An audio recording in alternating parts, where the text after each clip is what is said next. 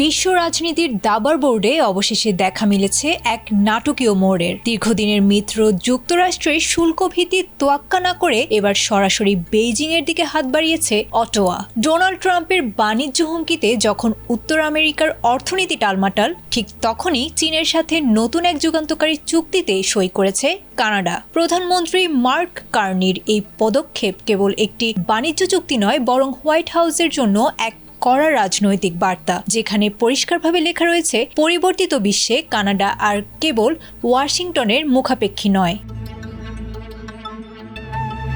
British গণমাধ্যম বিবিসির তথ্যমতে নতুন এই চুক্তির অধীনে চীনা বৈদ্যুতিক যানবাহনের ওপর আরোপিত 100% শুল্ক এক ধাক্কায় কমিয়ে মাত্র 6.1% নামিয়ে এনেছে কানাডা। প্রাথমিকভাবে বছরে 49,000 গাড়ির কোটা নির্ধারণ করা হলেও ভবিষ্যতে তা আরও বাড়ানোর পথ খোলা রাখা হয়েছে। এর বিনিময়ে চীনও কানাডিয়ান ক্যানোলা ও সামুদ্রিক খাবারের ওপর থেকে প্রতিশোধমূলক শুল্ক প্রত্যাহারের ঘোষণা দিয়েছে।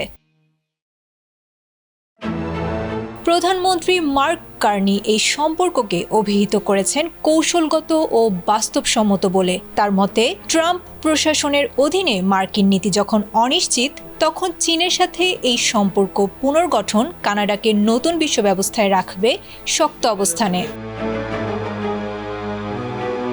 তবে এই সিদ্ধান্ত নিয়ে কানাডার অভ্যন্তরেই বইছে মিশ্র হাওয়া। অন্টারিওর প্রিমিয়ার ডাগ ফোর্ড যখন একে দেখেছেন দেশীয় শিল্পের জন্য ঝুঁকি হিসেবে, তখন ক্যানোলা চাষিদের জন্য একে বড় স্বস্তি হিসেবে দেখেছেন সাসকাচুয়ানের প্রিমিয়ার স্কট মো। বিশ্লেষকরা মনে করছেন এই চুক্তির ফলে কানাডার বাজারে টেসলার মতো মার্কিন ব্র্যান্ডগুলো চীনা প্রতিযোগিতার মুখে পড়বে।